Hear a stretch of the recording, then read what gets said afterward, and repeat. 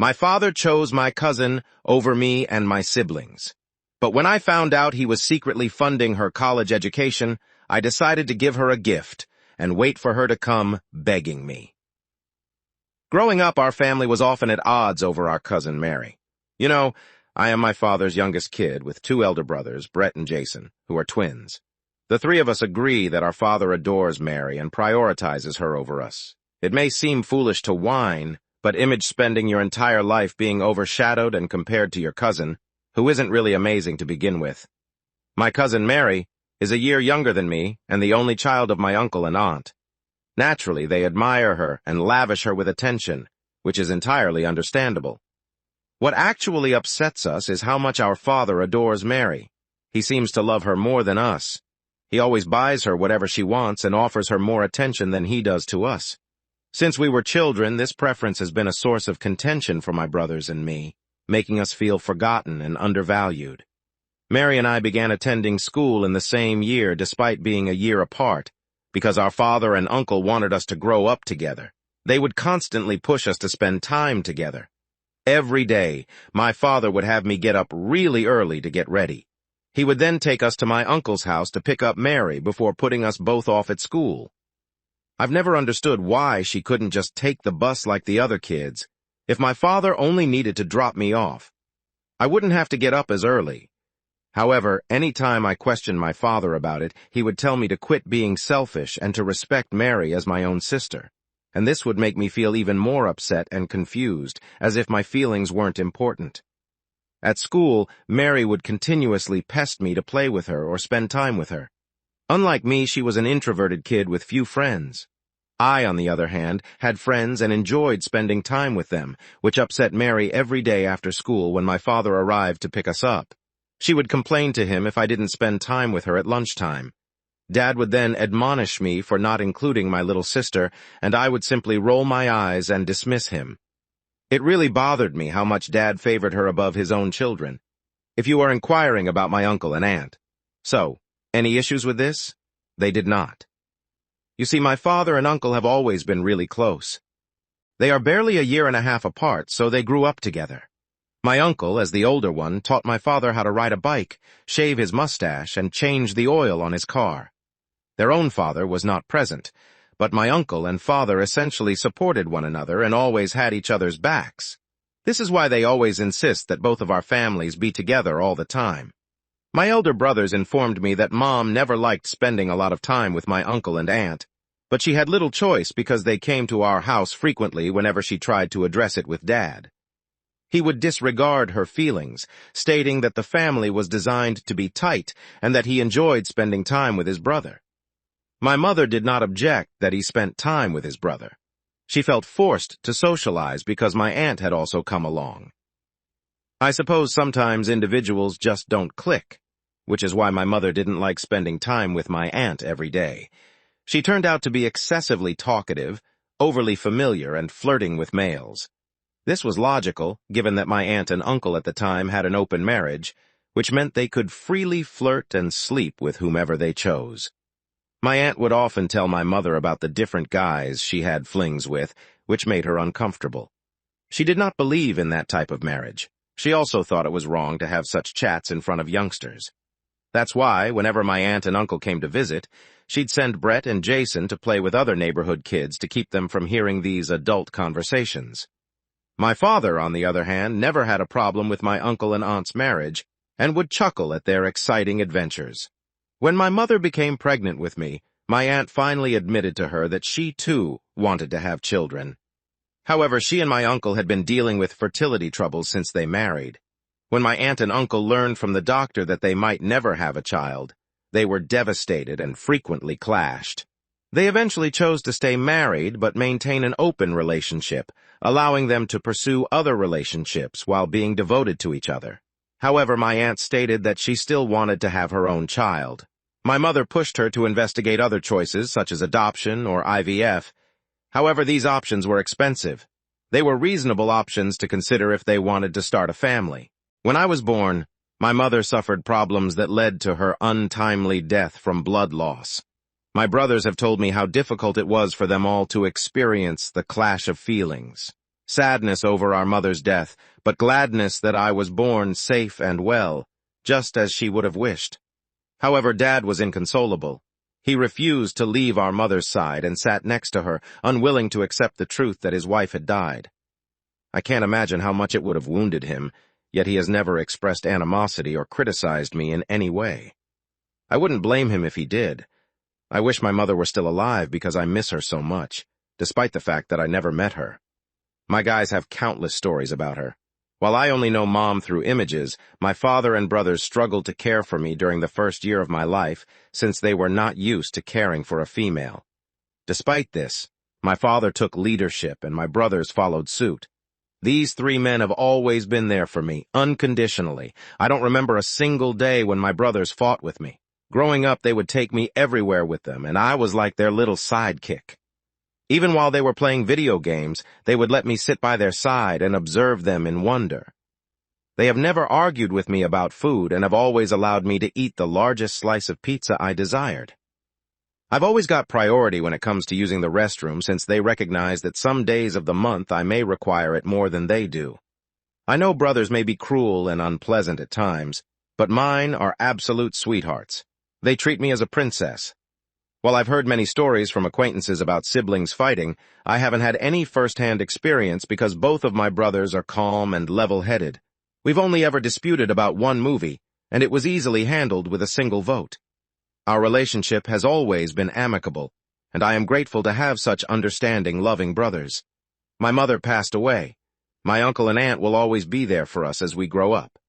Thankfully, my aunt became pregnant only a year after I was born. Everyone in our family rejoiced when they learned of my aunt's pregnancy, knowing how hard she had worked. My aunt and uncle had made significant efforts to have a kid. Mary and I spent a lot of time together when she was born because we were just a year apart, and my father and uncle wanted us to bond at a young age. Initially, I enjoyed spending time with Mary, but when obliged to do so every other day, you rapidly lose interest. As I started school, I gained new acquaintances and inevitably spent less time with Mary.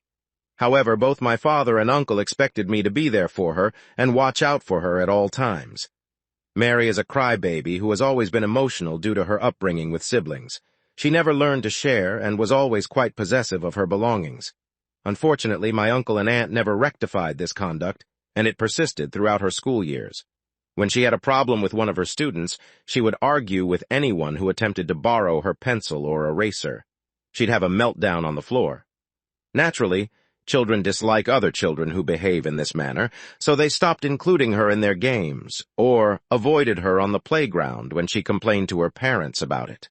They would blame the teacher or other pupils for not being inclusive rather than admitting their daughter's inadequacies.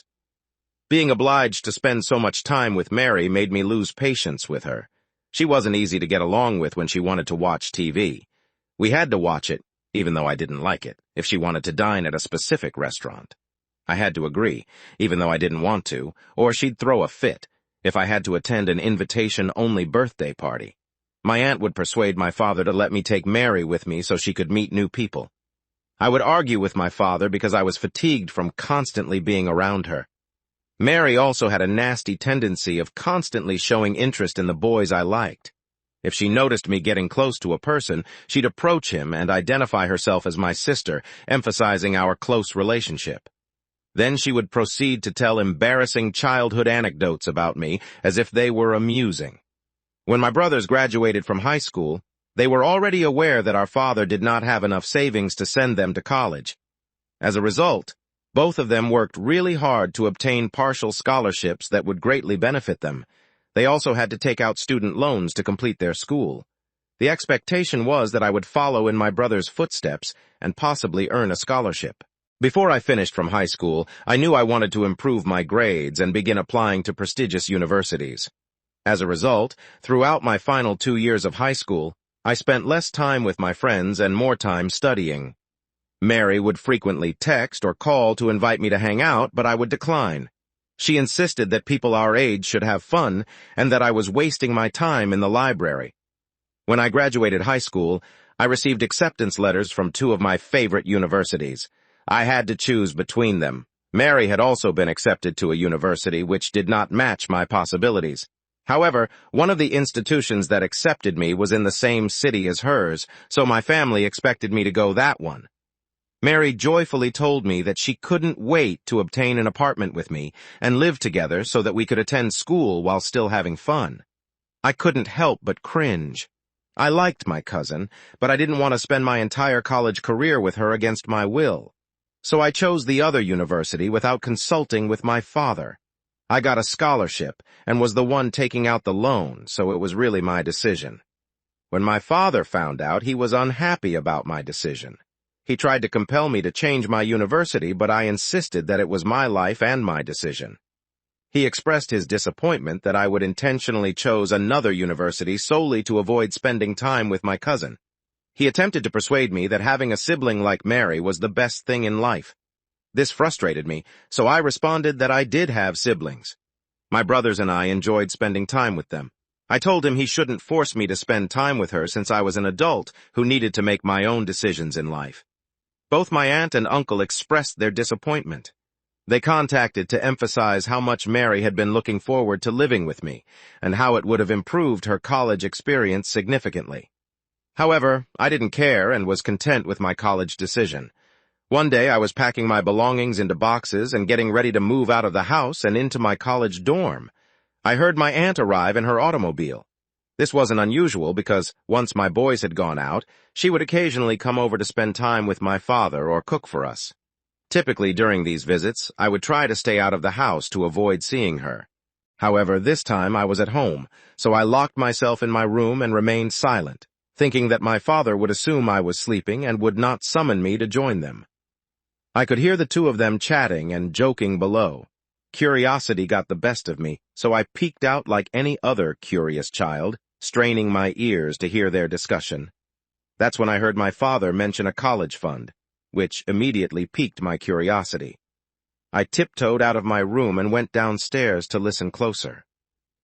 As I listened in, my father told my aunt that he had been accumulating money for Mary's college fund for quite some time.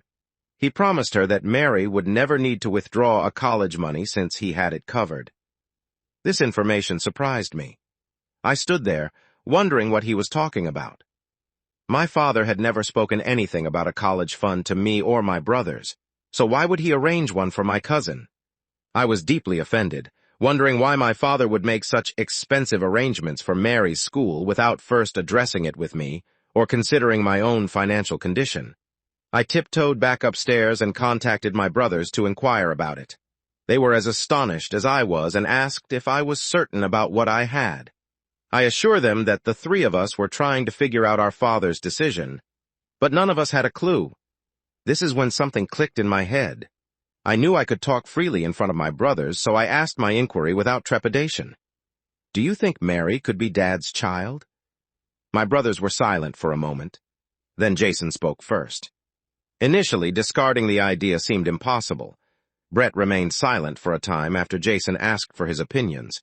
Brett acknowledged to having similar doubts in the past, as there was no other explanation for my father's odd closeness to his brother's daughter. Brett pointed out physical similarities between Mary and us, such as our dark brown hair inherited from our father, which differed from our uncle's blonde hair. Now I understand that such resemblances could be hereditary, but something about our father's approach toward Mary had always perplexed us. I made up my mind and told my brothers that I would find out the truth. They inquired how I told them I intended to collect a sample of Mary's hair and do a DNA test. We needed to solve this enigma. If she wasn't Dad's child, that's excellent. We wouldn't have anything to worry about. However, if she is, we must know the truth. Brett and Jason grudgingly agreed, advising me to exercise caution so that no one else found out about our plan. That week, I requested Mary to join me and discreetly collect some strands of hair that had fallen on her coat. I felt awful for keeping it in my pocket, almost as if I was doing something wrong. However, the need to discover the truth overwhelmed my concerns. The week leading up to the result of the DNA tests was nerve-wracking.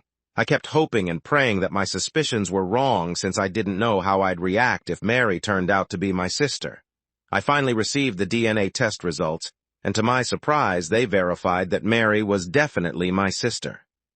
Because we have the same biological parent, it seemed like the ground had moved beneath my feet. As I read the results, I was left whirling with a maelstrom of feelings that included confusion, astonishment, fury, and sorrow. I couldn't believe my father concealed such a huge secret from us for so long. The knowledge that Mary was my half-sister rather than my cousin changed everything for me, and I fought to accept this new reality. There was a lot to process.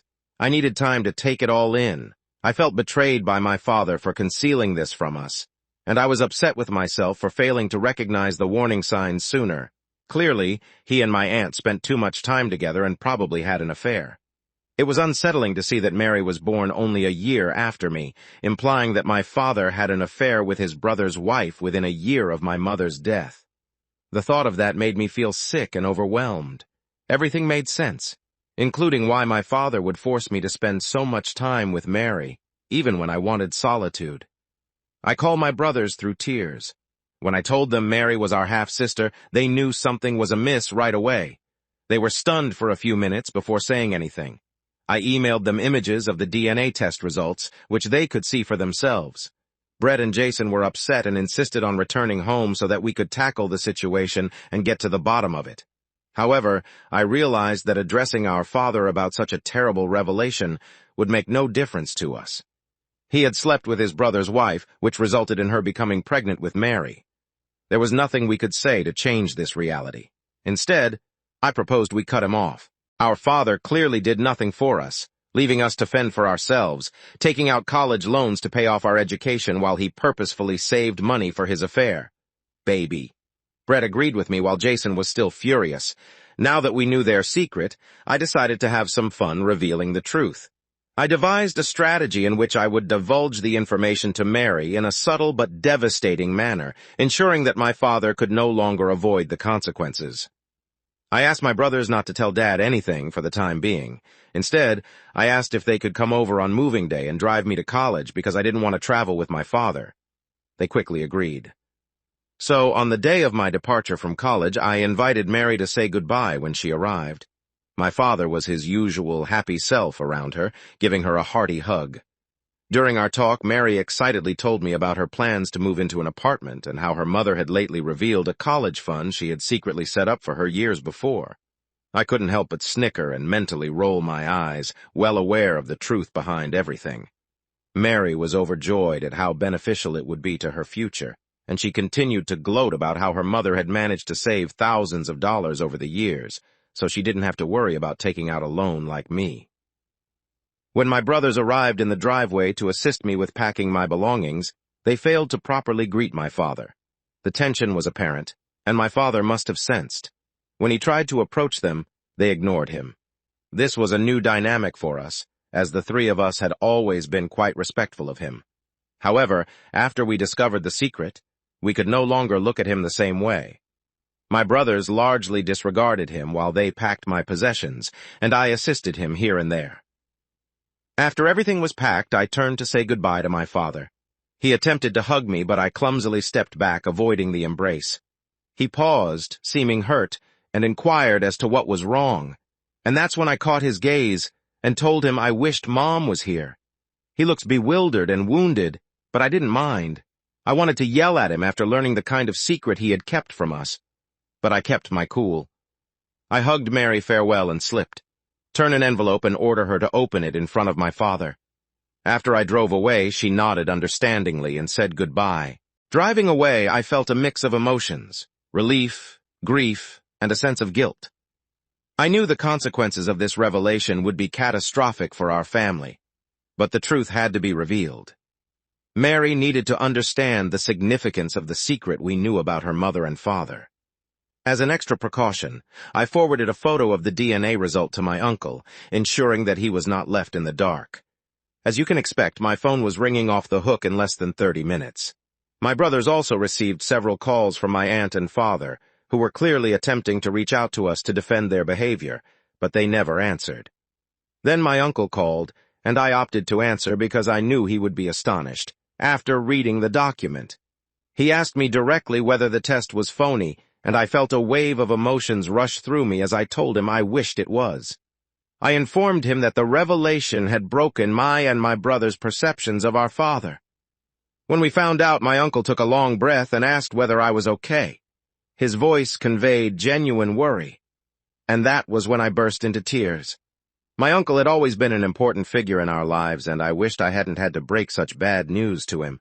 Despite his own shock and hurt, he demonstrated his generosity of heart by inquiring about my well-being during such a trying moment.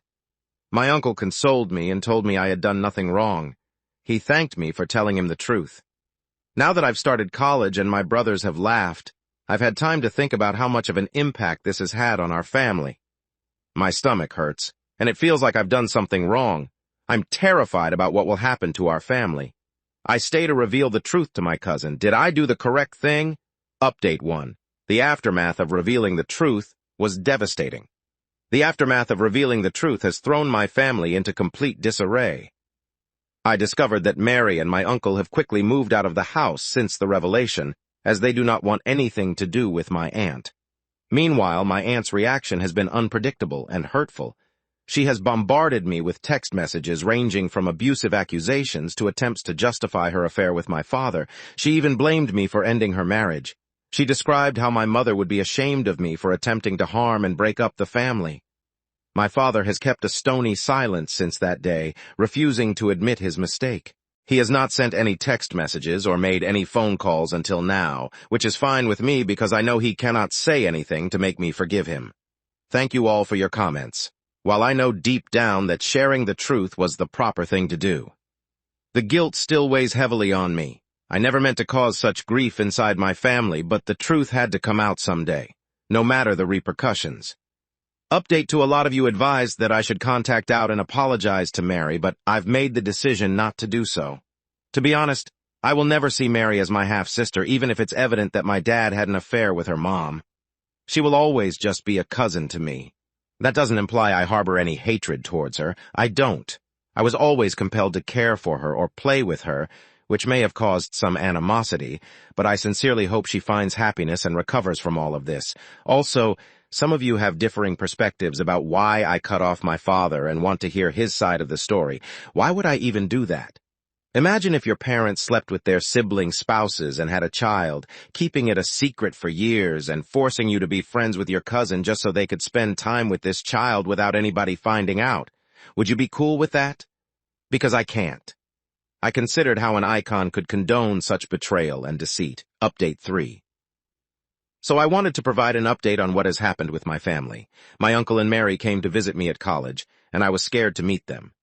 However, as soon as my uncle spotted me, he hugged me heartily, relieving some of my anxiousness. When Mary and I agreed respectfully, there was a sense of awkwardness in the air, as we sat down to speak. My uncle informed me that he had cut off all contact with my father since that day. It was upsetting to hear, but not surprising given my father's infidelity with his wife. The conversation was hard, but there was also a sense of relief knowing that my uncle had made a decision for his own well-being. My uncle then proceeded to tell me that he was going to divorce my aunt and inquired whether she had reached out to me. I showed him some of the messages she had been sending, which made him furious. He took photos of the communications and told me that he and his divorce lawyer would handle it. I was startled he'd already hired a divorce lawyer. My uncle said that he couldn't stay with her anymore because she had deceived him. I nodded, acknowledging his sentiments. Mary then inquired how I was doing in college, and I told her everything was fine. She asked if I was aware that the college money her mother stated had been set up by my father for her. I nodded and informed her that I had overheard the conversation the evening her mother had gone over alone to speak with my father, which had sparked my concerns about them in the first place. Mary went on to tell me that she had returned the entire fund to my father and had begged him not to contact her again. She told me she thought their entire romance was strange and couldn't accept anybody else as her father.